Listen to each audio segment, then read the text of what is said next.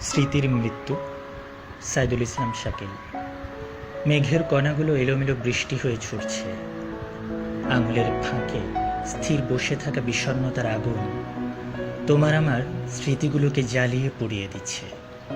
কত উচ্ছ্বাস, উন্মাদনা, পুষ্পে প্রকাশিত জীবনের লেনাদেনা, এসব আমার কাছে এখন অস্ত্র মনে হয়।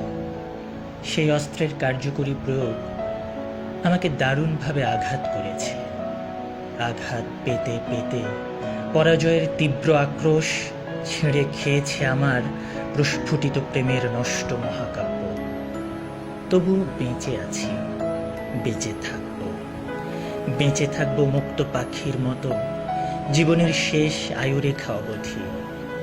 এখানে হবে স্মৃতির মৃত্যু, আর এখানেই প্রেমের সমাপ্তি।